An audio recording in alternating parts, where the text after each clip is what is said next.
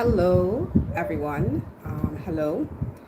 Hi, how you doing? Miss Chanel, Language Success Coach here. And this is a live I did not plan to do at all because I have a live schedule later today in an hour. But I am looking at some feedback here and listen, you guys, it is crucial for you all to understand how important it is to submit work and submit work to someone who's going to give you feedback. All right. So there's this element of you guys have to practice, you have to practice. And trust me, practice, especially if some of you feel behind in any subject, practice is really key. It's really going to help you. When I say practice, I mean doing past papers, practicing past papers.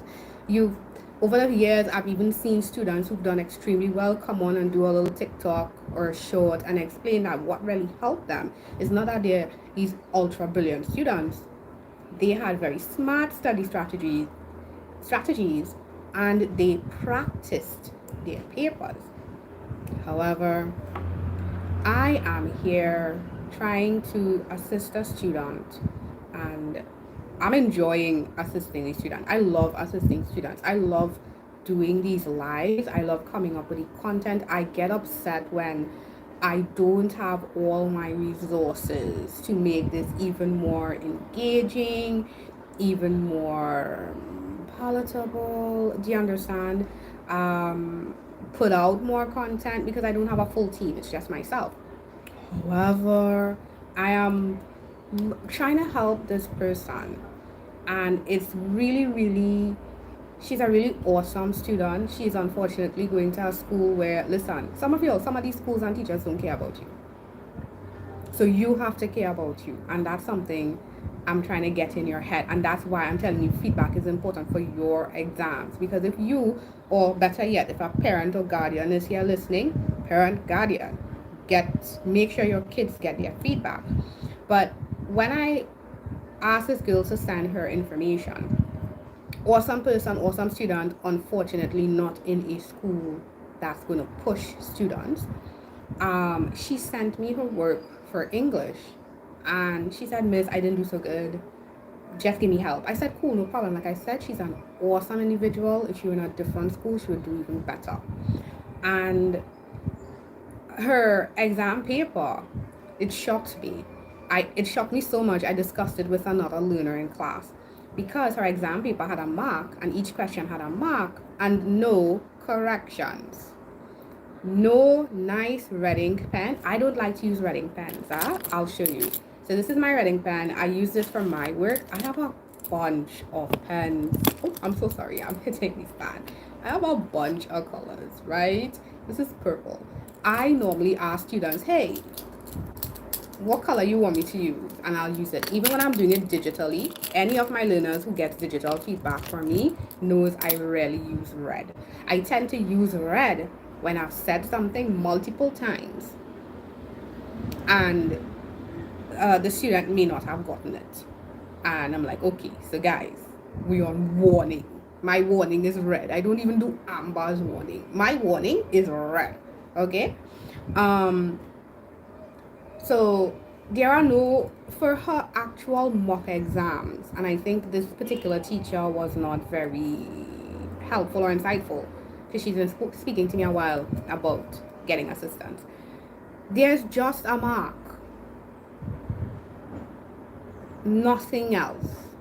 Now you'll be like, oh my gosh, Miss, I prefer it like that. So no, I don't really want to see the mark. But when you don't see the red marks, the love notes, I call them love notes because I give love notes. When you don't see the love notes, you won't know what you're doing wrong. Because if you see a mark, you can't tell. That's why I have the rubric up from CXC. And I'll get to that because that's the next thing I'm upset about while I'm looking at it. So she got her mock exams back and there's just a mark. No, this is where you went wrong. And maybe it's me, because I do that for all my learners. I let you know where you fell short, why you fell short, and what you can do to recommend it, to improve. Give recommendations. So I have some learners right now for argumentative, they keep going to the other side. It's like, hey, great points. Stop talking about the other side. Because some of you all keep getting this advice that if you talk about the other side, then you get marks. Listen, that's a particular skill and it's high level. It's a particular technique, it's a language technique, and you only mention the other side if you can show that the other side is wrong. You don't just say, hey, well, I think fast food is unhealthy, but it's so cheap and economical. You can't be arguing against fast food when you mention the last part, right? So there's nothing to help this girl, in my opinion. There's nothing to help this person who's really trying hard to be a learner, trying very hard to be a learner, trying very hard to get her marks, to get the guidance she would need to do better. It's a lovely blank paper. Her handwriting is, I'm looking at it right now, I'm getting even more upset. Her handwriting is lovely, the paper is beautiful, I had no problem reading it, her handwriting is legible. There's just this little cute little mark in the corner and the marks are bad. This person got less than 40 out of 105 for the English paper. She left out a question. She told me that. She's very honest, very transparent. I love that. Yeah, that's the kind of, language success coach I am. When I coach students, I'm going to tell you, just let me know what's wrong and I'll help you fix it. So she's got a lovely, beautiful sheets of paper and she's got less than 40 out of 105. No explanation. I said, okay. I gave her some instructions and I said, give me the argument today. She said, Miss, I handed it to my teacher. I said, okay, cool. She said, I'll take a picture when my teacher is done with it. Right? And I got the picture yesterday. I think since yesterday I was upset, and it's only today the full ramification hits me. Now this time there are red ink marks. This was not a good argumentative, right? I don't think she really improves. In my opinion, she didn't improve. So maybe you could take that with a grain of salt. You could decide maybe I'm wrong, maybe the teacher's right? But I look at the rubric. So I don't mark students' work based on whether I like it. I mark students' work based on whether the rubric says I should like it. Because trust me, there are certain things I give marks to and I would still say, guys, I don't really like it, but according to this, yeah, you get the marks, right? So lots of red ink, no. But what absolutely killed me is that the first paragraph, her introduction, has a ton of red ink, a barely discernible thesis, and at the side is the word good. She's got a lot of corrections on this first paragraph. She has the wrong word. She's used the wrong vocabulary. If it is, let me give you an idea. So I'll use an example from another learner. He did one of my sample practice papers and he used the word best-selling instead of popular. And I told him it would be incorrect because my article is about coffee houses and I'm just saying their coffee is popular. So coffee houses are popular.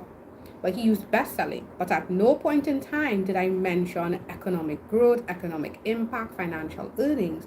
So best-selling always tells me about how much money is earned. So I told him that would not work as a synonym. It would not work at all because if you are best-selling, you are making money. There are items out here, there are products that may seem popular and then you realize you're not selling well. I'll use a very international, I think this actually came from summary, so I'll just mention it. Toys R Us. Toys R Us was a popular, well-known toy store in the United States. However, they had to file for bankruptcy. Why? They had to file for bankruptcy because Amazon and eBay were killing them with online sales. So they were popular, but they were not best-selling, right? So this girl has some errors like this. Now, if you have an error like this, then you're telling me the wrong thing. Therefore, your argument is off. This person has good. The teacher marked good. I'm not bashing teachers, understand?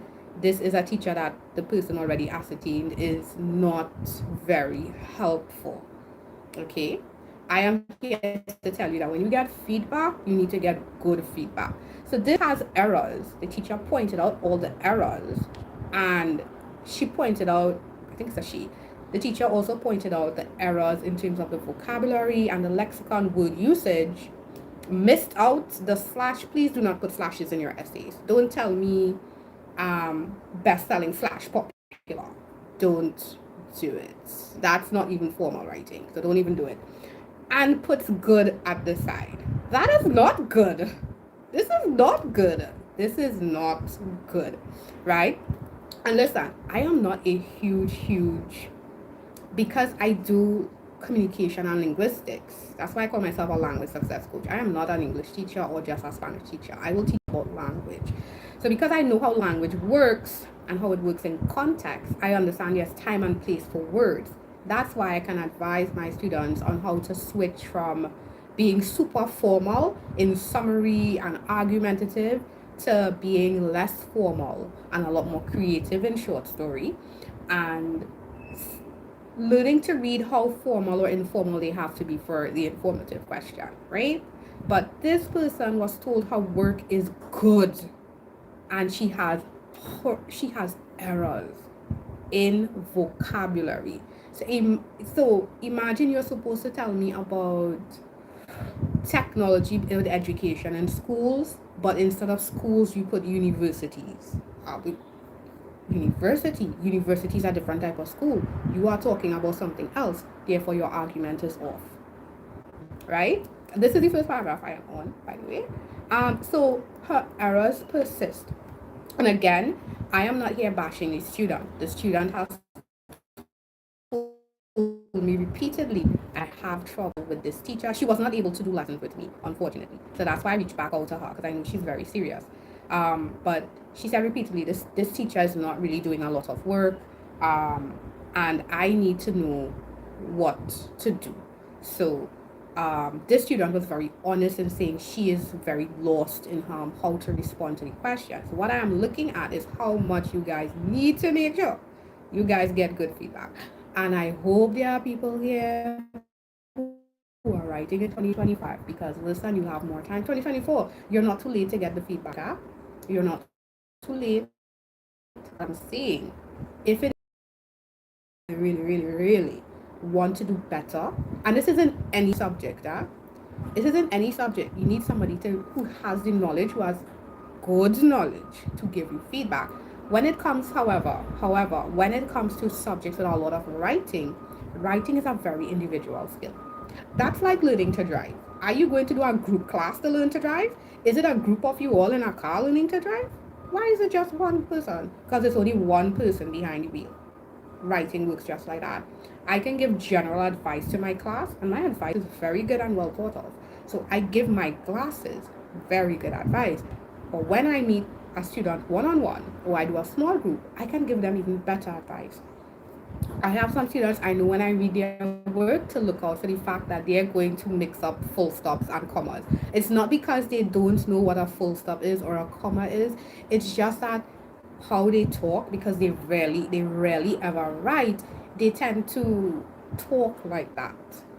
So I normally look out for that, because I know what they do, and I tell them, hey, double check that, because if they fix it in the exam, they no longer have to lose language marks, right? Because you don't just get marked on how awesome your paper is. You get marked for most of these questions on content, on language, and on organization. So I have some students, their content is absolutely good, their organization is good, their language horrific. So it just and photos like a cat. But so basically my issue with this is that the teacher wrote good for some of the errors. For some of the arguments, there's good. I am not seeing good here. Now, here's where I got really upset. This person said that they are not seeing the link. Yet the overall mark is 14 out of 25. And you're like, oh my god, 14 out of 25 bad. No, this is worse yet. This teacher is using a rubric that does not exist for CXA. This rubric I'm looking here, content organization 17 and language mechanics 8. I don't know what exam that is from. I was so confused. I went back onto CXC. I have like about 4 copies of the English syllabus on my devices. 4. Okay. I probably got about 2. Okay. But I went back onto CXC's website to look, see if the rubric changed. It has not. For argumentative, you have not content and organization. It's called area 1, which technically is content and organization. All right, fine. But it's 15 marks, not 17. And language is 10 marks, right? So this individual, because this is an individual, it's not even a person, gave the student 10 for out of 17 for content. So I'm not even worried about the 17. I'm not going to look at that. But 10, if you get 10 in your area 1 for argumentative, and I'm looking at the new document here. Remember, area 1 is content and organization, essentially, for argumentative, right?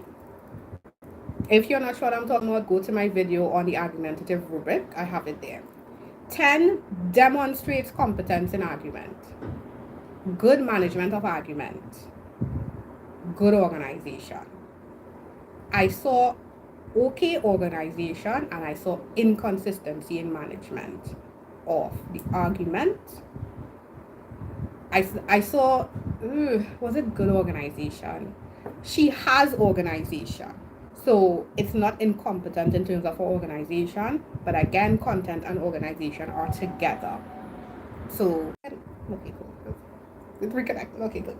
Right. So, what I would have banded her as is that it suggests that she's competent at argument. Competency in argument is 6 to 9. So I don't know what rubric that teacher is using. It's not the one that's been in effect since 2018. We are in 2024, by the way, right? So 6 to 9 is where I would have put her. And in that range, I'd probably put her as a 7 because her arguments were not very clear. She had an attempt at information, but her arguments were not fully solid because she left out a lot of stuff or she wrote something totally different. She used a different word which suggested something totally different. Therefore, I can't give her 10, which means that and 10 is the highest level for competency. So again, I don't know what rubric this teacher used. This is what I have here. So I would have given this student 7 out of 15. And for her language, it's really, really, really pretty bad. It's really, my goodness, what are you wearing? I'm so sorry, that's my daughter. What are you wearing? I want to laugh. Just a second. Just a second. That's okay. It's okay. I didn't plan to be here. Okay. That combination is slightly horrific, okay? Right. So for her language, I'd have probably given her a 3 because she used words. She did attempt to use words, but her terminology was wrong. So like using effect instead of affect. That's 2 totally different words, guys. 2 totally different words. And it's something that the teacher saw. But she gave her 4 out of 10 because the language really was not at the best. But her argument was not that good either. So if I gave her 7 and 4, that's 11 out of 25. I marked her lower. And some people might like, oh my gosh, but you know that teacher still give her a better mark. Listen, here's something you'll have to understand. And I remember telling one of my first students, you are not competing with the students in your class for the exam. You are competing with the entire Caribbean. Not even in your country, the Caribbean. And the reason I'm saying it like that is that there are schools that teach these things properly. There are teachers that teach these topics properly. If you are going to an institution or you are in a class and the person is not teaching these topics properly, you are at a disadvantage. I don't think she's even going to, if she doesn't pull herself up, she's not looking very good for this exam. And she should already know that. But then that mark is misleading. People are like, oh my gosh, miss, it's just a few points. I just broke it down for you, but she's got good on her paper, right? You have to be aware, even if it's bad news. Like, I know a lot of you think teachers don't want to see a bad performance. And you're right, teachers don't want to see a bad performance. Teachers want to definitely see great performances. They feel better. Teachers feel better when teachers give good marks. You hear what I said, right? Teachers feel better when they give good marks, all right? I, however, am not here to make you temporarily feel good if I am going to be a proper mentor and coach to you. If I am here to actually help you, I have to let you know, hey, you're not doing so well at this. So let's go back to our driving analogy. The same way you're not going to be learning to drive with a ton of people on one steering wheel, you have your own steering wheel. You will need to hear from the instructor what you're doing wrong so that you don't make a mistake and cause an accident, either to impact your life or someone else's life, right? So obviously doing English on subjects is not going to cause accidents. But what I'm saying is that, do you want an accident in your exam? Want an accident in your exam, okay? Don't take an accident in your exam. All right, so that's why I came here to come to really talk about this. Please, guys, look at the rubric video that I have. That is, I remember when I first started this and I asked a really prominent teacher, I said, hey, do teachers check the syllabus? And I remember he laughed and said, nah. He did though. I honestly believe he does check his syllabus because he knows a lot of stuff about his subject. But a lot of teachers do not look at the syllabus. I've encountered students who are telling me, Miss, there's a change in the exam. And I'm like, what are you talking about?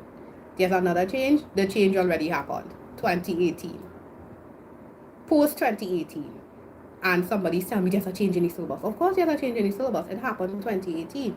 I had another student going crazy in the English chat, saying he can't use any paper pre-2018 because those are obsolete. I've never heard that before. His teacher told him they're obsolete.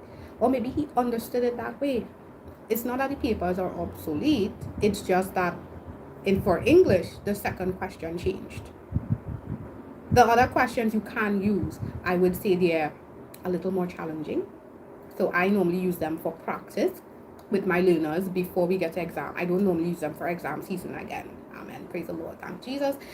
But I do use them for my learners to practice on when we're on our 1 year to exam prep, right? But yes, please get good feedback. Read the rubric, or if it is you think you don't have access to feedback and it's you're able to afford it, contact me, Facebook or IG, and I will help you get feedback. Right now, my process is that you're going to choose what papers you want to do. Paper 2s, you complete them, you send it to me, I mark it. I can mark digitally, right? I like literally know how to mark digitally. And yes, Chiquita. Okay, Chiquita.